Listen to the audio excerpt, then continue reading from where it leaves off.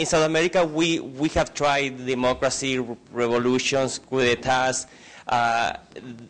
Democracy hasn't worked as a model, and we still have poverty and a lot of problems there. So now we have this new model, the access of hope. My question is very simple. What do you think in terms of like how strong this new movement is, or how long it's going to last? Because we are very optimistic, but actually the enemies or the opposition, even within South America, the opposition is very strong. Yeah, I think you're right. The opposition is very strong, and we shouldn't be complacent at all. The optimism comes from the fact that this has happened at all in a world where it was considered impossible. That's what makes us optimistic, not that we might not suffer defeats in the years to come. We probably will.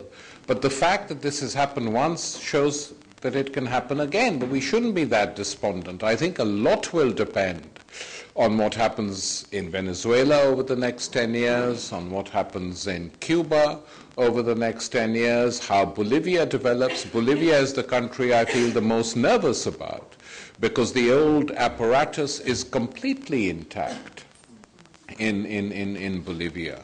And it's not easy to deal with this problem, but it is still there. Evo has won a remarkable victory.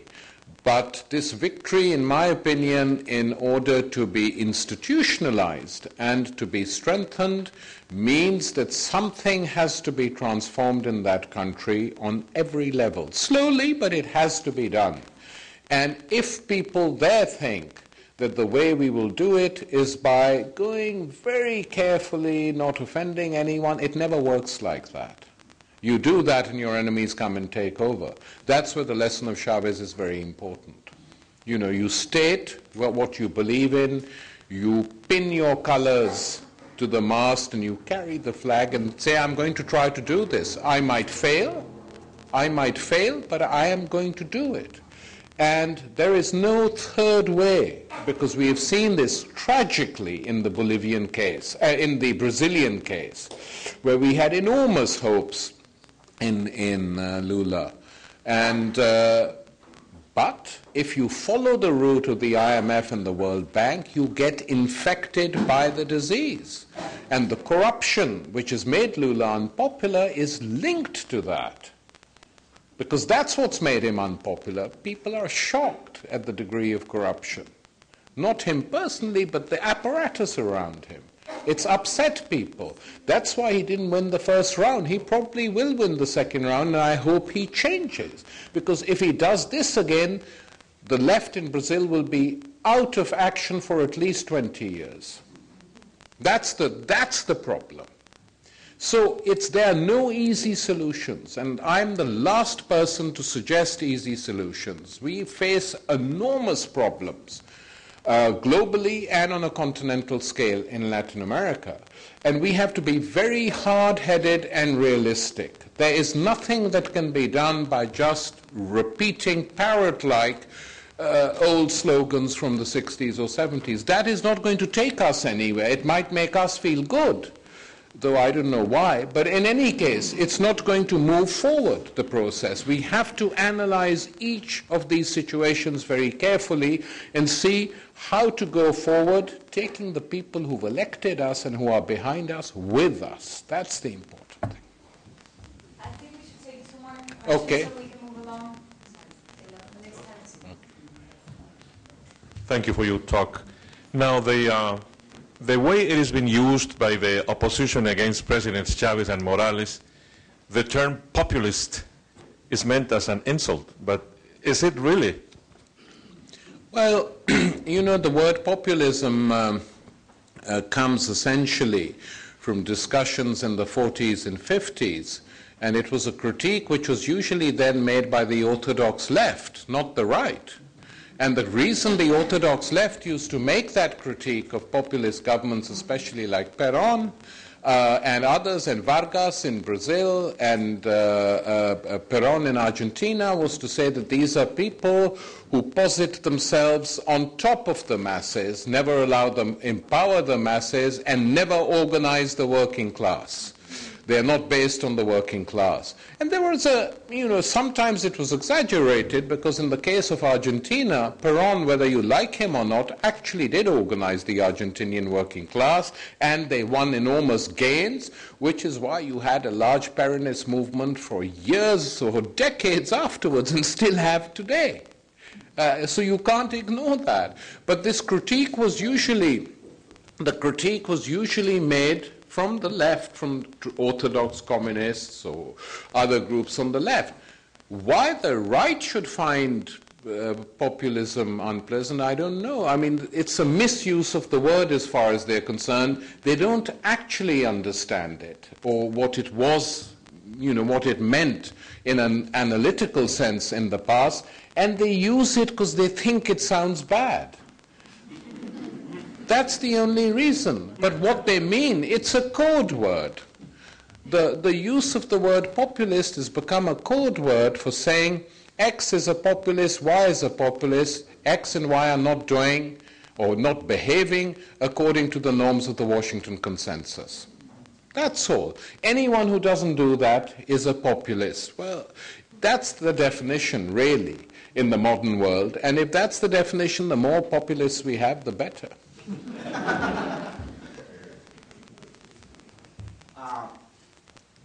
I would like to hear your perspective or comments about what's going on in the United Nations elections and the fact that Venezuela is still with a bloc, really important bloc of countries, 77 to 80 right there, and talking about consensus. There's a lot of people talking about a consensus candidate. So.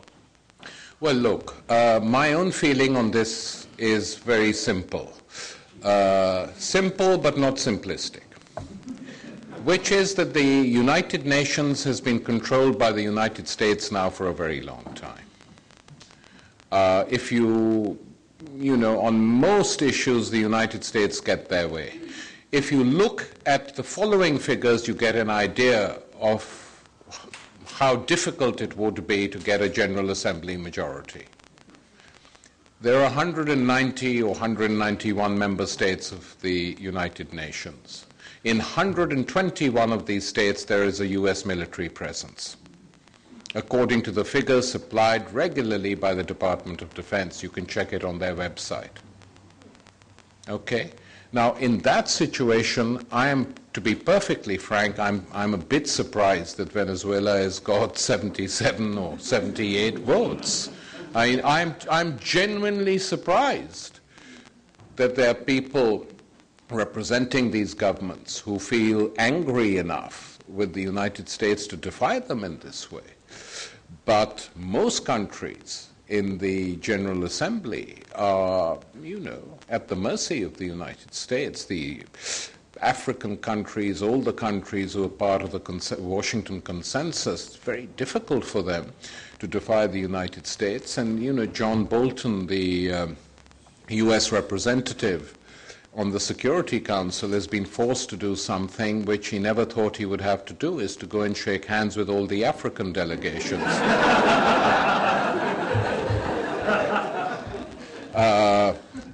Sitting in the General Assembly. So some good has come out of this, But I was not at all surprised. I was astonished that Venezuela got so many votes, which is an enormous tribute to the people who were working there, and to Chavez, of course, who came and polarized the situation by referring to the smell of sulfur, which, by the way, most people, judging from the applause, most people seemed to like, because he says things which many people feel secretly but don't have the courage to say. Because many people, even if they have to be, are forced into this, slavery is an emotive word, but subservience, actually secretly hate the person they're subservient to. Many of them. And that, I think, partially explains the votes the Venezuelans have got. But I would not be at all depressed that if Venezuela is defeated, it would have been a miracle if we'd had a Venezuelan representative on the Security Council. And the reason the United States went out of its way to defeat this, or to try and defeat this attempt, is very easy to understand. It's not that the Venezuelan representative would have had a veto. No, he or she would have had a voice. And this voice would have been different from all the other voices on the Security Council. And they wanted to stop this voice being heard because, as I've been talking for an hour today, diversity, pluralism is not part of the neoliberal agenda today.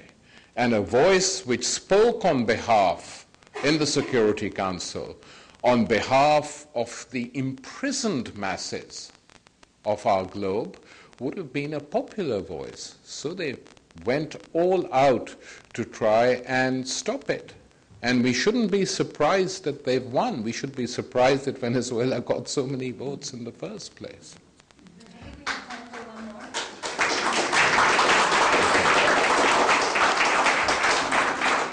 Good evening. My name is Monica, and I'm from Costa Rica. My question is actually regarding your title and the way you framed up your presentation, because I find it interesting that your conception of pirates from the memoirs and accounts that I've read, are led by this feeling of self-enrichment, and they probably operate with networks of solidarity in an ad hoc basis.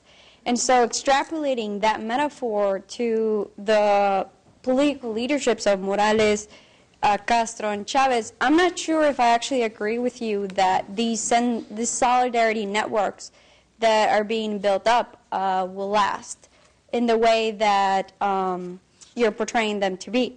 Sorry, say the last thing again. I didn't quite understand your point. My point is that by following this style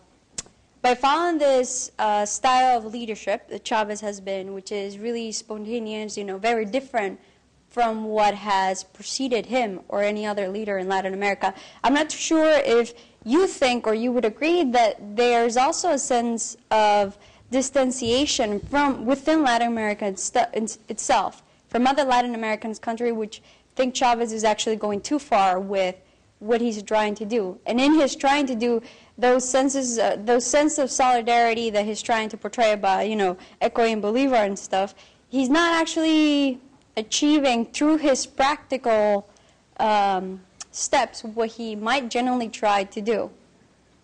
Well, it's an interesting point. I wouldn't get too worked up about the pirates as a metaphor. I only did it as a joke.